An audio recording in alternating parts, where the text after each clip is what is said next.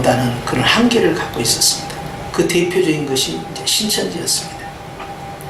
처음에는 한국교회가 전도관이나 통일교처럼 그냥 이단들은 자신들의 교리를 주장하면서 자신들의 공동체를 형성하는 일로 끝날 줄 알았는데, 이 신천지라는 이단은 우리가 전혀 경험하지 못한 방식으로 굉장히 공격적으로 교회 안에 파고들고, 특히 믿는 사람들을 겨냥해서 이제 공격을 해왔죠. 그리고 그 피해는 아주 막심해서 전국에 거의 피해보지 않는 교회가 없다 할 정도만큼 굉장한 피해와 교회 자체가 와해돼 버리는, 그래서 목양을 더 이상 할 수 없는 지경에까지 가는 그런 일들이 많이 벌어졌어요. 그렇게 됨으로써 한국교회는 굉장한 이제 도전에 직면하게 되니까 대책을 세운 겁니다. 야, 우리가 그동안 가르쳤던 이 성경 말씀, 이 제자 훈련, 이 교리 교육이 문제가 있었던 거 아니냐? 도대체 어디에서 이게 뚫려 나갔느냐? 하면서 이제 좀 더 공격적으로 신천지가 무엇을 주장했고, 그리고 그것은 무엇이 잘못이 됐고, 우리는 어떻게 해야 된다, 이렇게 정면 대응을 하게 되었죠.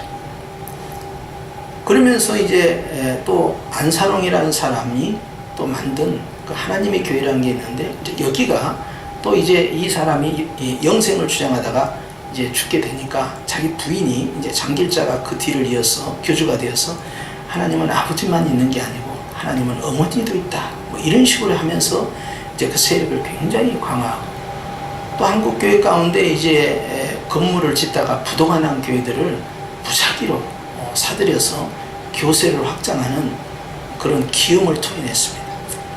그러면서 이제 교회들이 또 경종을 했죠. 야, 교회만 무작정 건물만 크게 지면 전도가 되는 시대는 끝났다. 이제는 건물이 전도하는 것이 아니고 삶이 전도해야 된다. 그래서 방향을 바꿔서 옛날 80년대에 있었던 그런 건설품에 합류하지 말고 이제는 규모에 맞게끔 건물을 지한다 하고는 건축에 대한 회의론, 건축에 대한 자제론이 일어났어요. 근데 요즘 최근에 이제 어떤 이야기가 나오냐면, 신천지를 이끌고 있는 그 교주가 이만희인데, 이만희가 원래 이제 나병 환자 출신 아닙니까? 근데 이 사람이 연세가 많아요. 그래서 건강도 좋지 않고, 그러다 보니까 이제 문제점이 발생한 것이, 하나는 신천지에 오랫동안 있었던 사람들이 신천지로부터 이탈하는 일이 굉장히 가속화가 되고 있고, 또 하나는 이제 이 이만이라는 교주가 이제 죽게 되면 그 이후에 이 조직에 있는 사람들이 이제 와해 작업이 시작되는데, 그랬을 때 이들 가운데에서 신천지를 이탈하는 부류가 있을 것이고, 또 자기들만의 독자적인 독립 조직을 구성하는 케이스가 생길 건데, 한국교회가 이들을 수용할 수 있는 그러한 준비가 되어 있느냐, 교주의 갑작스러운 돌연사나 또는 이 신천지의 이 분열을 통해서 이탈된 사람들 흡수할 수 있겠느냐, 그럴 준비가 덜 돼 있다, 한국교회는. 대표적인 것이 이제 우리가 1992년에 10월 28일 날 이제 이장님 목사가 휴거소를 주장하면서 이제 종말론을 주장을 했을 때, 그들의 이 종말론이 이제 공영방송까지 현장에 투입이 돼서 혹시라도 집단 자살이 벌어질까봐 실시간으로 중계를 했는데 휴거가 불발이 됐잖아요. 그래서 이 사람들은요, 굉장히 극심한 스트레스를 받고요, 그리고 그 조직이 거의 와해가 돼버렸습니다. 그리고 그 와해된 그 조직들이 기존에 있는 교회 안에 흡수가 되지 않고 별도의 집단 소그룹 형성을 하면서 새로운 자기 운동을 진행해 나가게 됐어요. 그러면서 기성교회 안에 들어오지 못한 거예요. 그렇기 때문에 신천지에서 나온 사람들이 과연 기성교회로 들어올 수 있겠느냐, 이제 그런 고민이 지금 현재 진행되고 있어요. 신천지와 싸우는, 신천지는 12지파를 가지고 이제 움직이는데요. 뭐 어느 지역은 무슨 베드로 지파, 어느 지역은 무슨 야고 지파, 이런 식이에요. 근데 인천에서 이제 신천지와 싸우고 있는 어떤 이제 제 후배 목사님이 그 교회가 평범한 지극히 평범한 개척교회를 했어요. 그런데 어느 날 이 신천지 문제가 나오게 되니까 인천에다가 이제 청라 지역 그쪽에다가 신천지가 건물 지으려고 하는 그러한 정보를 듣고 이제 그걸 반대하는 운동을 하게 되고요. 이제 반신천지 운동을 진행을 했어요. 인천 안에서. 그러면서 이분이 이제 점점 신천지에 대해서 더 전문적인 지식을 익히게 되고 또 그들의 논리를 변증할 수 있는 기본적인 말씀의 토대를 갖고 있다 보니까 한 사람 한 사람을 이제 전도하기 시작합니다. 그러면서 신천지로 넘어간 사람들을 개종을 시켜가지고 자기 교인으로 만든 거예요. 그래서 이제 이 목사님이 처음에 개척할 때는 교회가 부채가 있고 또 성도들이 생각만큼 전도가 안 되고 그래가지고 사실 교회가 무너져 버렸어요. 그래서 잘 준비했던 예배 초소를 결국 팔게 되고 작은 상가로 가게 됐는데 이제 이 목사님이 이 신천지 사역, 전도 사역을 하면서 교회가 부흥이 된 거예요. 그래가지고는 교회가 이제는 그 상당한 숫자로 늘어났어요. 그래서 이제 그곳을 가봤는데 거기 있는 사람들은 정말 그 신천지를 들어갔다 나온 사람들의 그 열정이요. 우리 이 보통 사람들의 열정의 10배, 20배 이상입니다. 우리는 그렇게까지 뜨겁지가 않아요. 그런데 이 신천지에 들어갔다가 개종된 사람은요, 정말 그 뜨거움이 얼마나 강한지 모릅니다. 열정이 이만저만이 아니에요. 그리고 가족 한 명이 딱 이제 개종을 하잖아요. 그럼 그 개종을 시키기 위해서 그 가족, 그 사람의 가족들이 함께 연합을 해야만 이 문제가 해결되거든요. 그러니까 그 사람의 미래의 인생이 결정될 문제이기 때문에 온 가족들이 크리스찬이든 넌 크리스찬이든 다 거기에 집중을 합니다. 그리고 그 가족들이 결국은 그 아이를 보호하기 위해서 결국 그 교회에 출석할 수밖에 없는 구조예요. 그러면서 교회가 이제 막 성장하기 시작한 거예요. 그래서 가보니까 대놓고 이제 이야기하더라고. 얘도 신천지였고 얘도 신천지였고 자기가 신천지였다는 이야기를 다 공개를 하는 거죠. 그러면서 굉장한 열정을 가져요. 그래서 제가 깜짝 놀랐어. 한국 교회가 부흥하는 방법이 여러 가지가 있는데 이 교회는 이단으로 빠진 사람을 전도해서 교회가 부흥되는 특별한 케이스다. 지금까지 이런 케이스가 한국 교회 기독교 150년 사이에 없었다.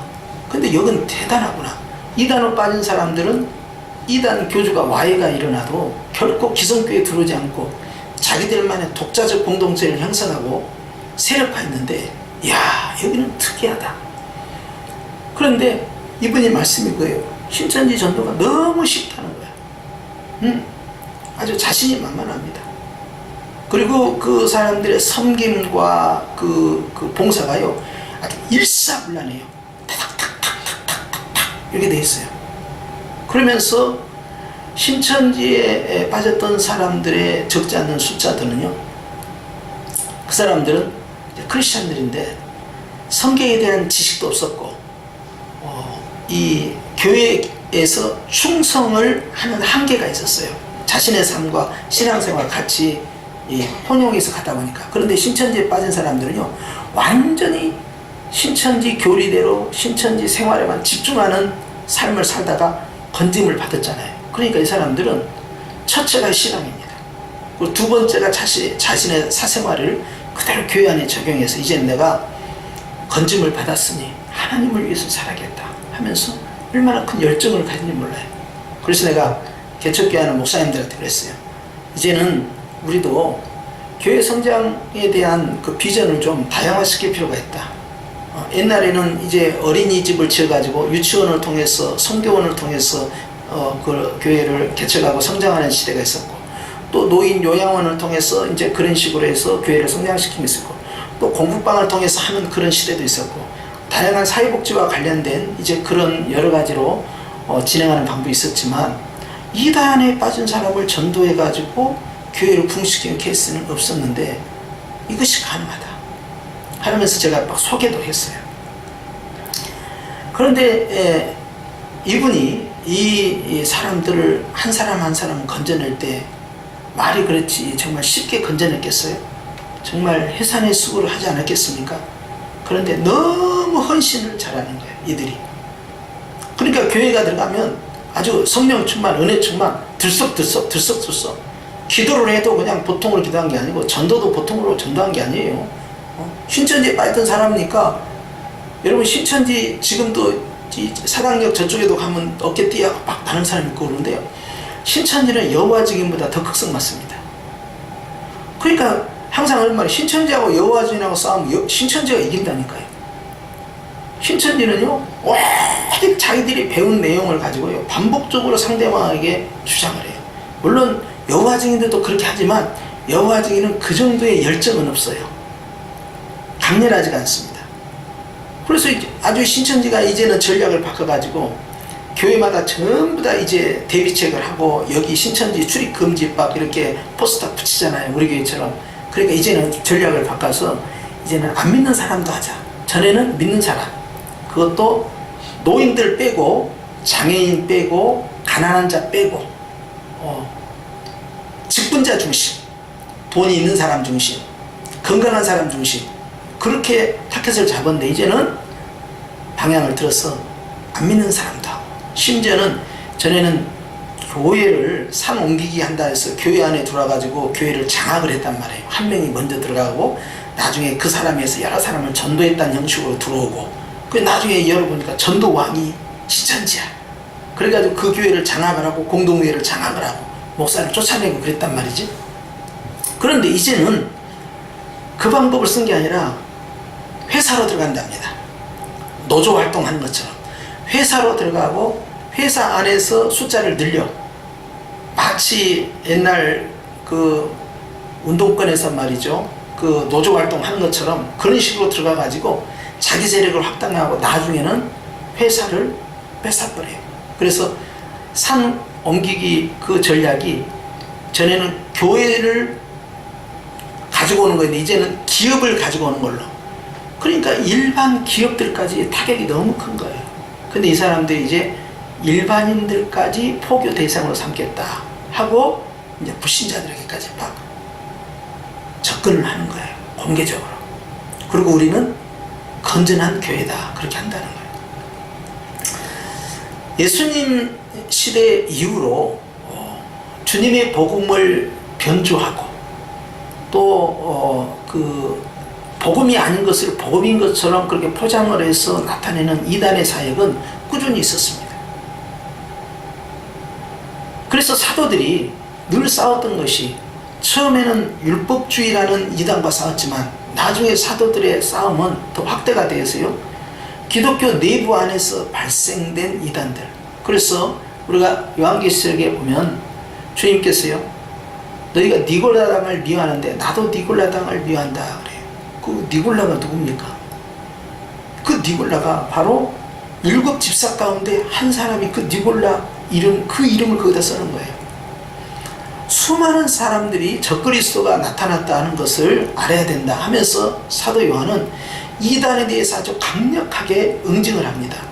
심지어는 문 안에 들이지도 말고 서로 인사하지도 말아라. 교제를 해서는 안 된다 하면서 요한 1서, 2서, 3서를 통해서 이단에 대해서 많은 적그리스도가 이미 나타났고 앞으로도 나타날 것이고 그리고 예수님 오시는 종말에 바로 최후의 적그리스도가 나타나서 하나님을 대적하고 그가 바로 자기 스스로 자칭 하나님이라 하면서 하나님의 전을 폄훼하고 자기를 경배하라 할 것이다. 그 말씀이 들어있잖아요.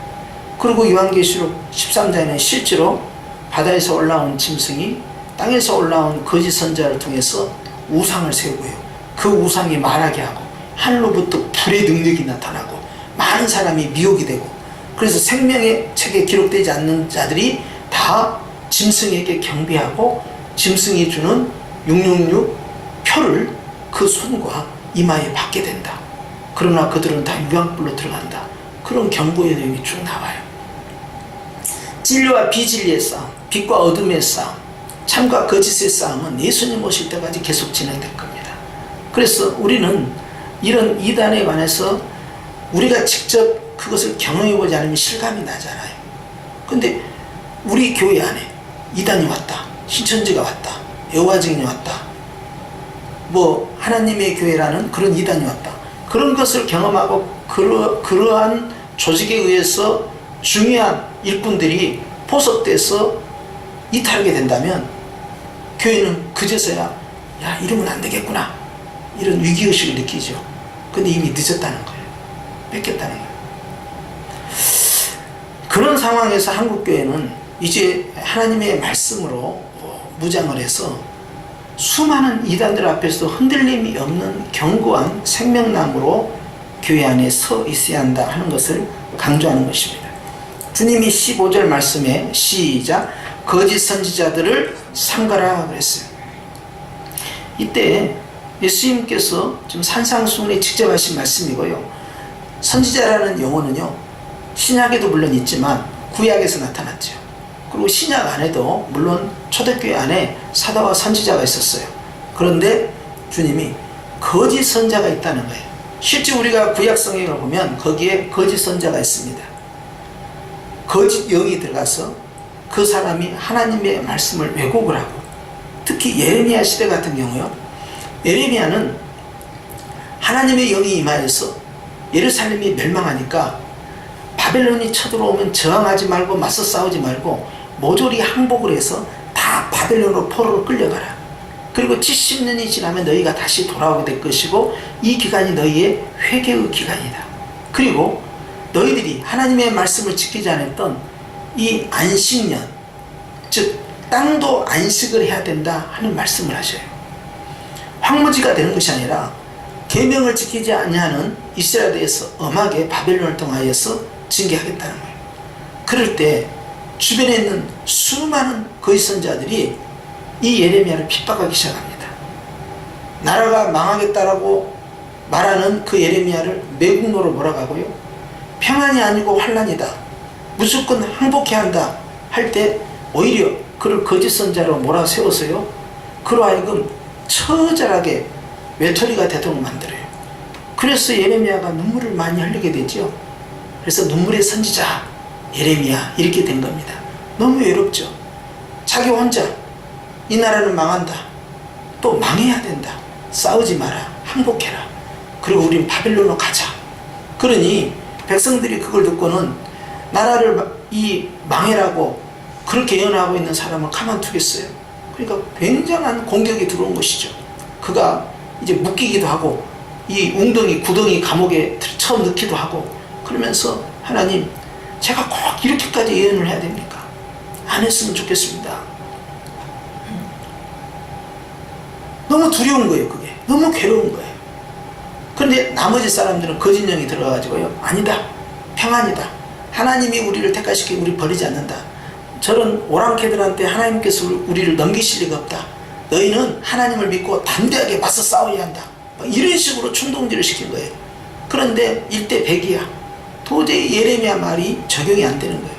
이런 상황 속에서 예레미야는 결국 고독한 진리의 싸움을 견뎌내야 했습니다. 지나놓고 보니까 그것이 그랬구나 하지만 실제로 예레미야가 그것을 견뎌낸다는 것은 정말 보통 고통스러운 일이 아니죠.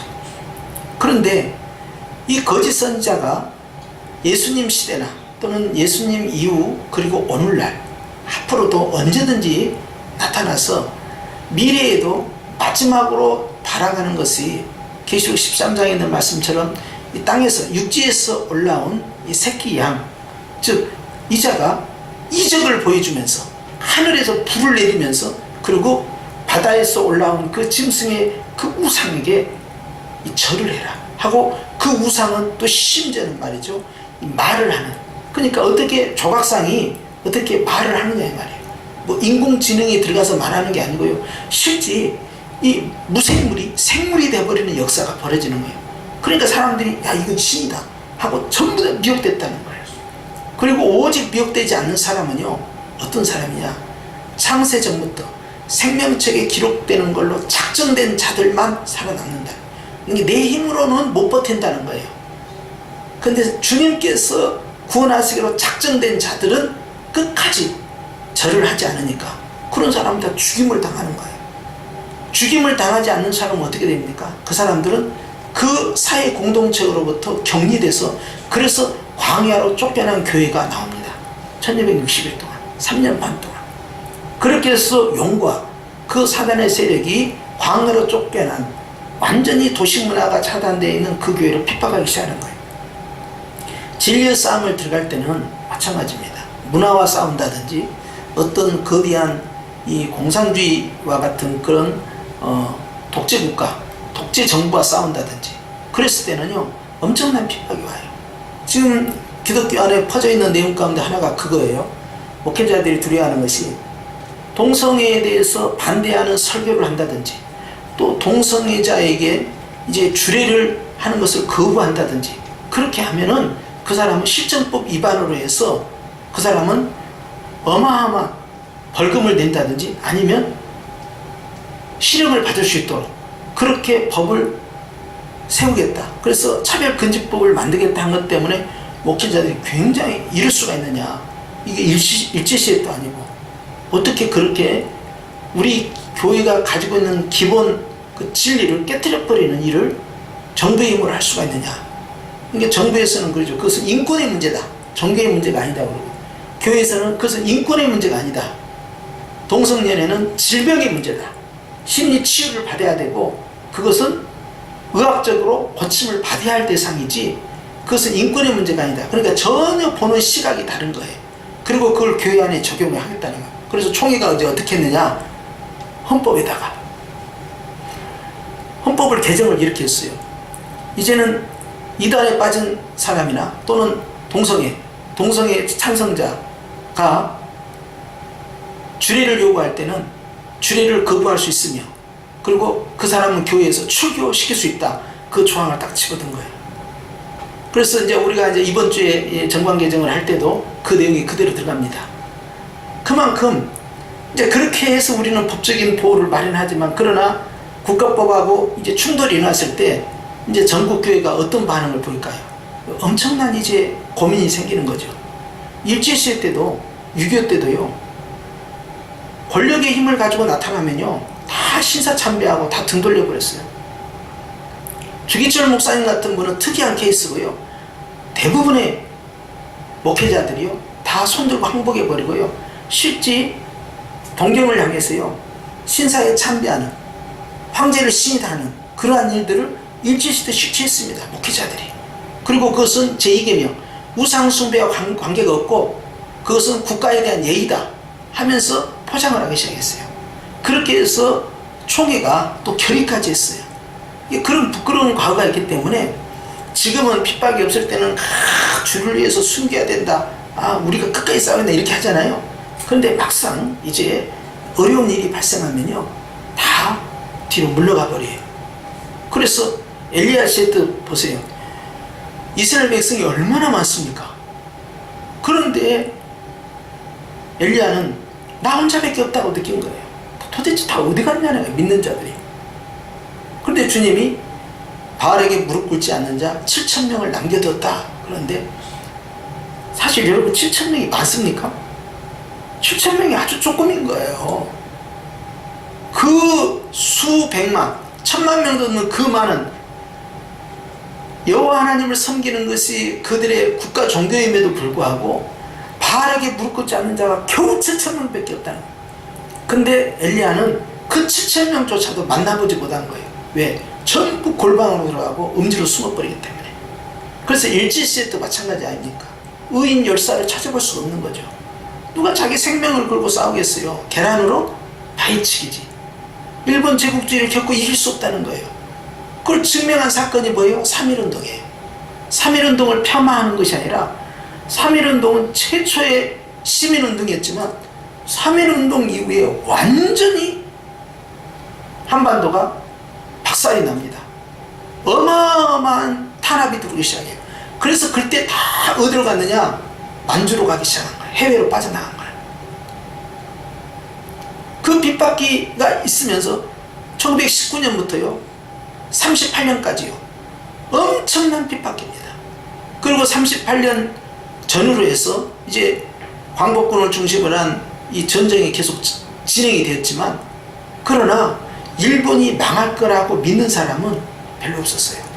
어쩌다 한 사람, 특별히 하나님 앞에 부르심을 받은 그러한 믿음의 선진들이 나가가지고 일본의 패망을 선언을 하고 싸운 것이죠.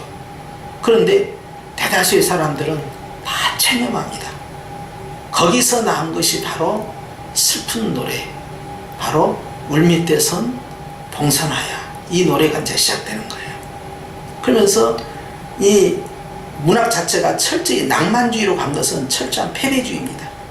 못 이긴다는 거예요. 저는 1986년에 이제 60항쟁 할 때, 저도 대학생으로서 그때 같이 이제 그 시위에 참여를 했는데요. 그럴 때 격렬하게 저항을 하면서도 제 속으로는 이 전두환 군부 정권은 박정희 정권보다 더 세니까 절대 안 무너진다. 무너질 리가 없다. 탱크로 광주를 밀어버렸는데 이 정도 가지고 무너질 리가 없다. 그냥 하는 거예요. 속상하니까. 그 당시에. 아니 근데 갑자기 6.29 선언을 해버린 거예요. 그때 깜짝 놀랐어요. 아니 이렇게 쉽게 가버린가? 깜짝 놀랐죠. 대부분의 사람이 이길 거라고 알고 싸우는 사람이 많지 않습니다. 대부분 이기지 못하지만 해야 되기 때문에 싸우는 거예요. 그러니까 옆에 있는 사람들은 뭐하러 싸우냐, 너만 피해보니까 싸우지 마라, 이렇게 하는 거예요. 그래서 뒤로 물러서게 만드는 거죠. 어떤 세력, 권세 있는 자들과의 싸움은 항상 그렇습니다. 거짓 선자들과의 싸움은 어떨 것 같습니까? 거짓 선자가 지금은 소수입니다. 근데 나중에는 굉장히 많아져요. 이제 종말에 가면요, 이 거짓 선자와 이 적그리스도가 어느 정도냐면, 이 머리에 열불을 가지고 있잖아요. 면류관을 쓰고 있잖아요. 각 나라의 왕권을 지배할 수 있는 그러한 힘을 갖게 됩니다. 그래서 종교를 통합시키고, 군사력을 통합시키고, 정치를 통합시키고, 외교를 통합시키고, 문화를 통합을 시켜요. 그것이 전부 적그리스도의 문화와 체제와 정치 사상과 그러한 하나의 종교로만 가는 거예요. 그래서 종말에 가서는 종교가 전부 통합이 되는데요. 하나는 적그리스도의 종교냐 아니면은 그리스도의 종교냐, 이걸로 딱 끝나져요. 지금은 막 종교가 엄청 많잖아요. 그때 가서는 그런 게 없어져요. 거기 둘 중에 하나고요. 이 적그리스도 종교에 들어오지 않는 자들은 몇이든 다 죽이게 됩니다. 그것이 666표예요. 그걸 받아야만이, 666표를 받아야만이 사업을 할 수, 비즈니스가 돼요. 그게 그것이 사업할 수 있는 라이센스예요. 그걸 가지고 있어야 돼. 이제 어떤 사람들은 그것이 이제 바코드다 또는 이제 베리칩이다 그런 이야기 하는데, 그 말도 안 되는 이야기고요. 그렇게 하니까 그냥 잘 나가다 엉뚱한 데로 30% 빠져가지고요, 괜히 종말론이 약해져 버린 거예요. 그런 주장하면 안 돼요. 그걸 훨씬 능가합니다. 그런데 지금 이 미래의 종교가 결국 예수님의 재림 앞에서는 하나님을 믿는 그리스도의 교냐 아니면 적그리스도를 믿는 짐승의 교냐, 이걸로 딱 나눠지고, 외교 또 국방, 그 다음에 정치, 종교와 모든 문화 자체가 이렇게 이원화가 되는 체제로 들어가는데, 그때는 교회가, 지금은 교회가 뭐 몇 억이다 10억이다 20억이다 그때 가서는 그런 숫자는 없어요. 이제 완전히 스몰 사이즈로 확 줄여야 되게 됩니다. 엄청난 핍박기 가운데서. 자, 그때 어떻게 하시랍니까? 지금은 우리가 대한민국에 1천만 성도가 다수가 되고, 뭐 신천지 뭐 몇 명인데 뭐 30만? 뭐 별거 아니네, 이렇게 할 수 있잖아요. 근데 나중에 가서 어마어마한 숫자로 전 세계를 지배하는 그런 절대 권력이 창세 이래에 가장 막강한, 그러니까 아수르든 바벨론이든 헬라 제국이든 로마 제국 이런 걸 다 합친 것보다 더 센 새로운 종말의 최종적 세계적 권력 집단이 등장하게 되면 어떻게 합니까? 바로 그 권력 집단을 타고 있는 음녀까지 등장했어요. 계시록 17장이죠. 그리고 지렛길이 4군이 일어나서 그 짐승이 자기를 올라타고 있는 음녀를 또 죽입니다. 그렇게 하면서 이제 1인 체제로 들어가게 돼요. 그러면서 그리스도와의 한판 승부가 19장에 등장하는 거예요. 자, 지금은 소수인 적의 세력이 그때 가서는 절대 강자가 되고, 우리가 오히려 절대 소수가 되면 그때는 어떻게 버티겠냐는 거예요. 그것이 문제겠죠.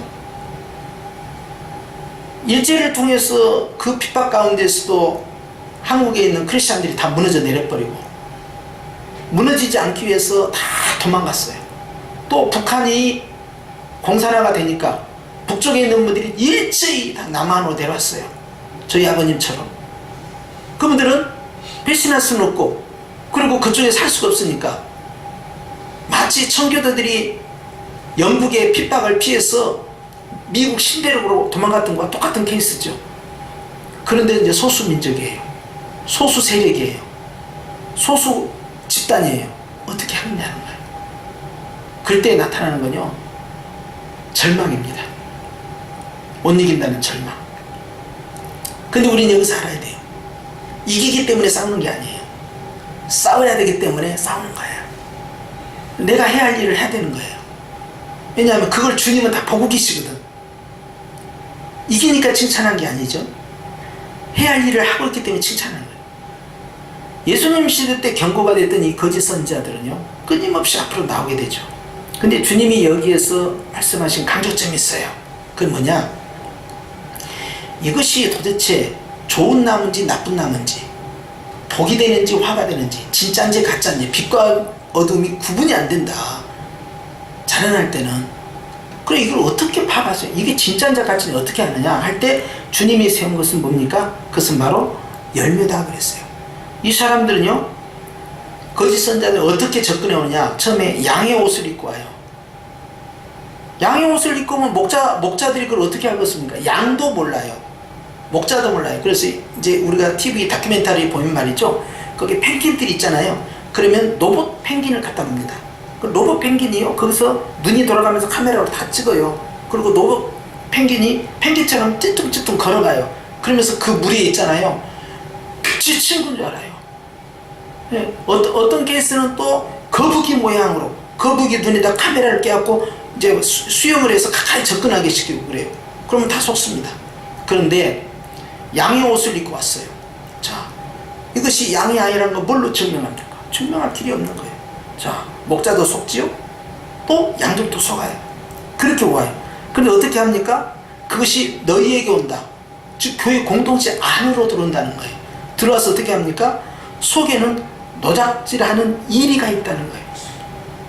양과 이리의 관계로 나타나는데요, 여러분, 이리는요, 양을 너무 쉽게 제압할 수 있어요. 왜냐하면 양은 저항 자체를 안 합니다. 양하고 개하고 싸워도 안 되고, 양하고 고양이하고 싸워도 안 돼요. 도대체 양은 싸움이란 자체를 몰라요. 그저 무서우면 음해하고 도망가는 것밖에 없어요. 그리고 양들은 이렇게 근시해요. 그러니까 뭣도 모르고 뛰다가는요, 어딘지 뭐 방향감각을 잃어버려요. 그렇기 때문에 앞에 있는 양이 있죠, 그 꽁무니만 바짝 쳐다보면서 줄줄줄 때를 지어서 가는 거거든요. 그러니까 앞에 리더 양이 누구냐에 따라서 양들이 위험에 들어갈 수도 있고 편안에 들어갈 수도 있어. 그런데 이 양들을 노략질하는 일이라는 거예요. 그러니까 이건 무조건 밥입니다. 거짓 선자가 어느 정도의 파워를 갖고 있냐를 보는 거예요. 양인 성도와 거짓 선자와 싸우면 거짓 선자가 100% 이긴다는 거예요. 거짓 선자를 이길 수 있는 방법은요, 이쪽에서 그와 레벨이 같은 선자가 등장을 해줘야 돼요. 그렇기 때문에 침투에 들어오는 적이 센데, 여기에서 약한 성도들은 싸움의 대상이 아니고 보호의 대상이에요. 이게 성도들이 직접 이단과 싸우고 그렇게 했다가는요, 한번 당신 말이 옳은지 내 말이 옳은지 우리 한번 성경 갖다 놓고 대화를 해보자. 그러면 탁 넘어가요. 왜 넘어가냐? 그들은 준비를 해서 가져옵니다. 요 말을 하면 요렇게 제시하고, 나는 요렇게 제시해서 이 사람 말을 제압을 하고, 그걸 다 암기를 해오고 준비를 해서 가져오는데, 우리는 이단이 한둘입니까? 이런 이단 저런 이단 다 이단이 많으니까 그 이단에서 다 대응을 못하는 거예요. 어렴풋이 들은 것만 있고. 그러니까 목사님들 어떻게 가르치냐, 이단이 오면 상대하지 말고 대화하지 말고 집에서 성경 공부도 하지 말고 안으로 들여서 물 한잔하고 가세요 라고 국류를 베풀지 말라는 거예요. 왜 그렇게 배수진을 칠까요? 내가 그렇게 성경에 대해서 해박하고 상대에 대해서 잘못된 교리를 다 파악하고 있지 않기 때문에 대화를 못하게 한 거예요. 그래도 이기는 방법은 있어요. 교회에서 배운 거 똑같은 말 계속 반복만 하십시오. 그러면 신천지가 이렇게 말해요. 저것이 미쳤구만 그러고 할 거예요. 그런데 우리는 되게 말을 섞는단 말이에요. 그러면서 넘어가요. 자신이 궁금한 것을 던졌을 때 상대방은 그 기회를 잡고 목을 물어 뜯는 거예요. 그러면서 성경이 잘못됐다, 교회가 잘못됐다, 목사가 잘못 가르치고 있다, 목사가 거짓 목자다, 너희 교회가 이런 문제가 있다, 이것이 가짜 교회다, 그리스도의 신부가 아니다, 이렇게 하면서 흔들어대는 거예요. 그리고 가장 치명적으로는 뭐예요? 구원을 흔들어대는 거예요. 다 구원관으로 흔들리는 거예요. 네가 정말 구원받았냐? 구원파도 그거죠. 네가 언제 구원받았냐? 신천지도 그거예요. 네가 성령에 임맞았느냐? 성령에 임맞으면 뭐하냐? 종말의 인을 맞이하지. 종말의 참목자가 와야 된다. 이만희 총회장이 와야 되는 거야. 네가 참목자를 안 믿고 있잖아. 하면서 종말에 인침을 받기 때문에 14만 4천명에 못 들어오는 거야. 넘어가는 거예요 그냥. 왜? 내가 뭐가 없으니까. 구원의 확신이 없으니까. 구원의 확신이 없는데 무슨 구원의 기쁨이 있겠냐고. 그러니까 싸움 자체가 굉장히 불리하게 진행되는 거예요. 그렇기 때문에 이것은 이리와 양의 관계다. 그러니까 우리는 반드시 성도들은 이 싸움에서 준비되어 있지 않다는 걸 알 수가 있는 거죠. 그렇기 때문에 하나님께서는요, 우리 것을 경고해야 할 뿐만 아니라 상대가 누구냐에 따라서 대응을 할 것인지 대응을 안 할 것인지를 판단해야 됩니다. 예를 들어서 죄는 싸우라고 했어요, 피하라고 했어요? 죄는 뭐하라고 그랬어요? 죄는 어떻게 해야 됩니까? 죄는 막 싸워야 됩니까? 죄는요, 우리가 싸워서 이길 것 같으면 예수님이 오실 필요가 없어요. 여러분, 죄는요, 내가 못 싸우니까 예수님이 대신 싸워준 거예요. 그런데요, 마귀는 보십시오. 마귀는 피하라고 했어요, 싸우라고 했어요? 마귀는 맞서 싸워서 대적하여서 싸워 이기라는 거예요. 이겨. 그게 완전히 달라요. 정확하게 보셔야 합니다. 영적 전투에서는 물러서도 안 돼요. 나의 경우는 저 더러운 마귀, 저 더러운 귀신이 내가 걔를 살살 달래줘요. 달래줘갖고 너 딴 데로 가라, 이렇게 해준 것이 뭐예요? 이게 무당이나 이 점집에서 하는 거 아닙니까? 귀신을 살살 달래주는 거, 구술하는 거예요. 굿. 그래가지고 얼른 원한 맺힌 뭐야, 얼른 가라 그런 거예요. 이 귀신의 개념도 틀리죠. 우리는 타락한 천사를 보고 있고 저쪽에서는 원한 맺혀 죽은 영혼이라고 보는 거예요. 이게 그 개념 자체도 틀려. 그런데 성경에서는 귀신을 어떻게 합니까? 맞서 싸우라고 그래요. 죄는 피하라고 그래요. 요셉이 어떻게 했어요? 보디발의 집에서 시험이 올 때는 피해버리는 거예요. 자꾸 피하는 거예요. 우리가 죄를 이길 수 있다면 우리는 자력구원이 되어버립니다. 근데 우리는 자력구원이 아니라 탈핵구원이에요. 그리스도의 힘으로만 구원을 받을 수 있고 죄를 이겨서 천국에 갈 수 있죠. 그래서 예수님께서 대신 피 흘려 죽으심으로 죄와 싸워서 이기신 거예요. 이기신 주님을 의지하는 성도가 또 이기는 거죠. 우리가 죄와 싸우는 게 아닙니다. 그래서 우리는 끊임없이 알고 지은지 모르고 지은지 또 기억하고 있는지 기억하지 못하고 있는지 수없이 하나님 앞에서 범죄하고 살아요. 그러지만 주님은요, 예수님의 피로써 우리를 계속 보호하시는 거예요. 그래서 거짓 선지자들을 어떻게 할 것이냐 하는 거예요.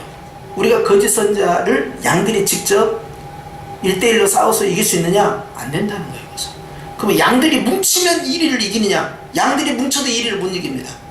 양들을 물리칠 사람은요, 목자가 들고 나와야 돼요. 목자는 막대기를 들고 나와서 양떼와 싸워야 됩니다. 바로 그것이 주의 종들이고 바로 신학자들이에요. 이단 전문가들이에요. 이들이 짝대기를 들고 나와서 쫓아야 된단 말이에요. 그러지 않으면 안 되는 거예요. 성도는 철저히 이 진리 싸움에 있어서요, 굉장히 약해질 수밖에 없다. 그렇기 때문에 성도를 보호할 수 있는 교회 시스템을 강화하는 것이 굉장히 중요하다는 거예요. 그러면서 주님이 중요한 말씀을 하셔요. 16절에 시작. 그들의 열매로 그들을 알지니 그랬어요. 이것이 사실 핵심입니다. 이 내용이 계속 반복돼요. 저것이 거짓 선지자인지 진짜 선지자인지, 복음인지 아니면은 가짜 복음인지, 저 사람이 좋은 사람이 나쁜 사람이 뭘로 알 거냐 하는 거예요. 딱 하나다. 열매를 봐라. 어떤 열매를 내는가. 감나무에서는 당연히 감이 나와야 되는데 감나무에서요 막 배가 나와버려. 사과나무에서 막 사과가 안 나오고 복숭아가 나와버려요. 이런 식으로 해버리면 아주 골치 아프죠.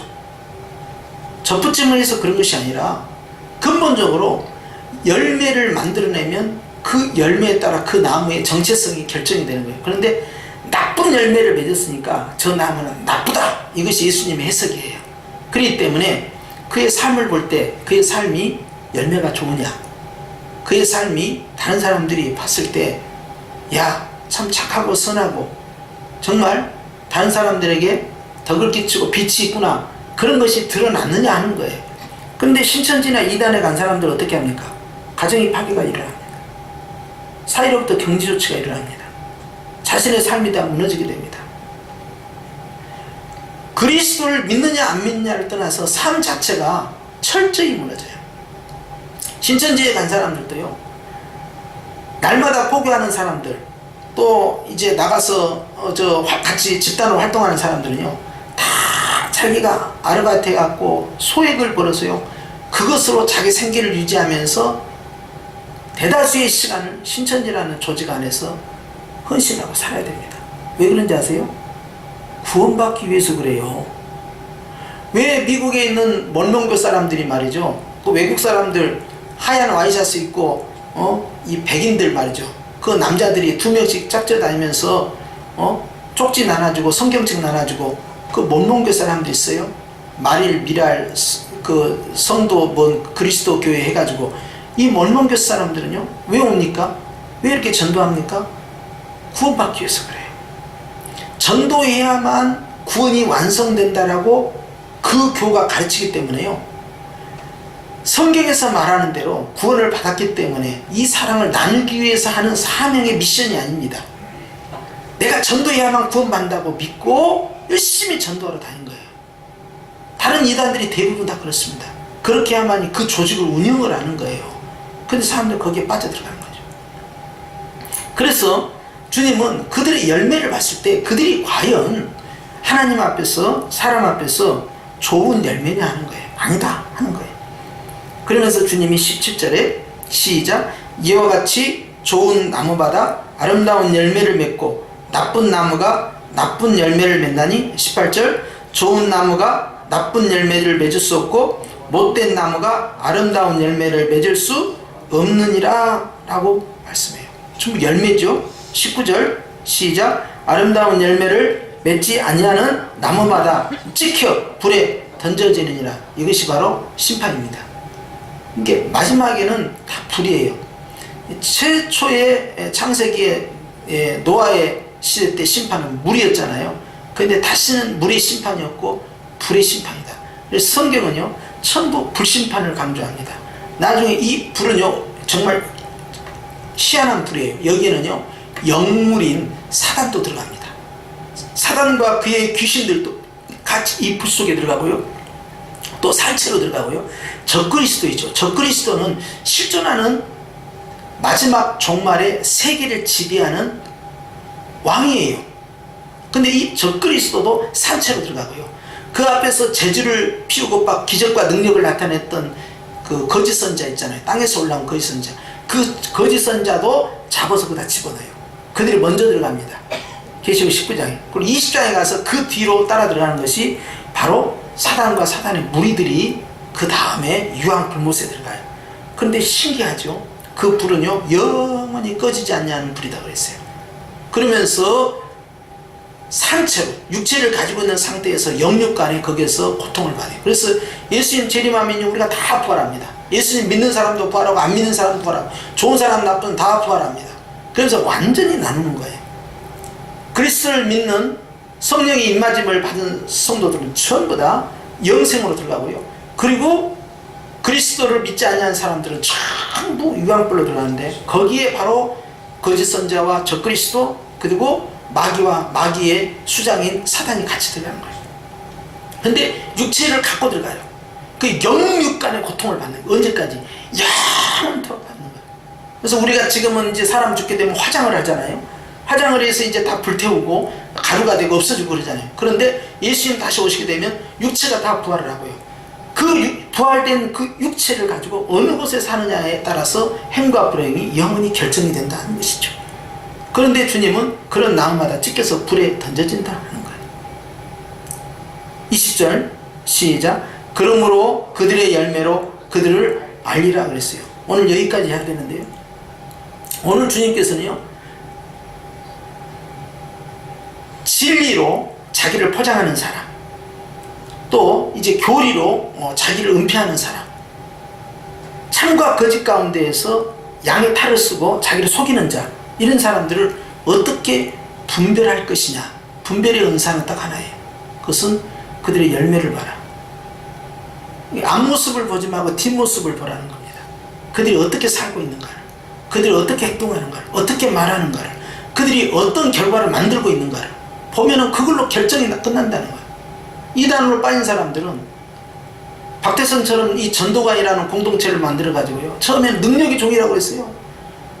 전국의 센세이션을 다 이렇게 우리 선배 목사님들이 다 박태선 그 장로 앞에서요, 은사 바꿨다가 또 쫓아내고, 용문산 나오모 용문산이 능력의 종이라고 다 쫓아내고, 얼마나 많은 사람이 그랬는지 몰라요. 능력의 종이라면 다 빠져들어갔다고. 그런데요, 능력이 중요한 게 아니에요. 열매가 중요한 거예요. 열매가 어쨌느냐, 결국 자기 왕국을 세우고, 자기 탐욕을 세우고, 자기 권력을 세우고요, 그리고 사이로부터 철저히 격리가 돼서 하나님과 관계없는 자기 영광을 취해간 거예요. 그것이 어떻게 해서 하나님 앞에 쓰임받는 종의 모습이냐는 거예요. 아니죠. 교회도 마찬가지입니다. 제가요, 교회를 개척을 했어요. 성육교회라는 개척을. 그래가지고 처음에는 10명, 20명인데 열심히 전도하고 기도하고 능력받고 은사 받아서 말입니다, 제가 1000명, 10,000명, 10만 명이 이렇게 큰 교회를 만들었어요.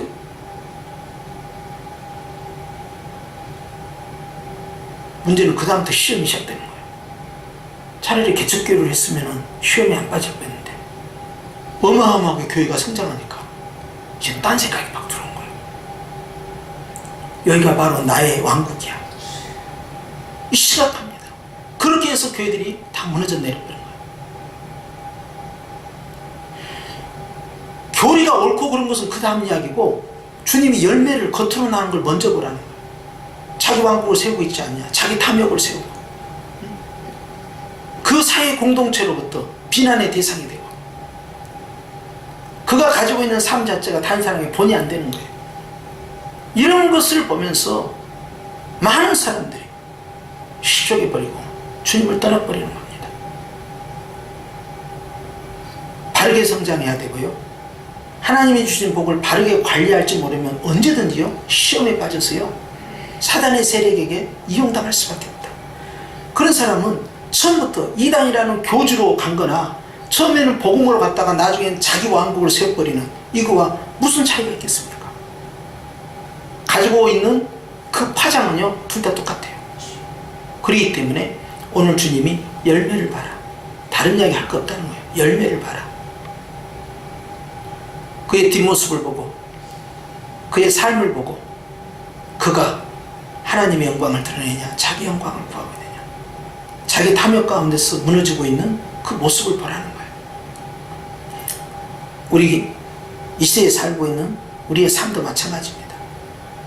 우리가 하나님 앞에서는 주님의 영광을 위해 살겠습니다, 이렇게 하지만 우리의 삶이 실제로 하나님의 영광을 나타내기 위해서 얼마만큼 우리가 주님 앞에서 내 자신을 낮추고 주님을 높여야 되겠느냐. 그래서 제가 좋아하는 말씀 가운데 하나가 세례요한의 고백인데요, 그는 흥하여야 하겠고 나는 쇠하여야 하리라. 저는 어렸을 때부터요, 그 말씀 읽을 때마다 야, 그거 참 좋더라고요. 여러분 그러지 않습니까? 우리가 주님을 높이고 우리 자신을 낮출 때 주님이 우리를 또 높여주실 줄 믿습니다. 그렇기 때문에 철저히 우리 성형교회도요, 하나님이 앞으로 어떤 복을 주셔도, 또 여러분 우리의 삶 가운데 하나님이 우리와 우리의 자녀와 자손들에게 어떤 복을 주시고 어떤 부귀영화를 주셔도요, 여러분 우리는 그 열매가 항상 하나님의 영광을 나타내고 주님 앞에서 또 사람 앞에서 예쁘고 아름다운 모습으로 하나님께 영광 돌리기 축원합니다. 그런 열매 있는 삶으로 나가길 다시 한번 축원합니다. 기도하십시다. 하나님 아버지,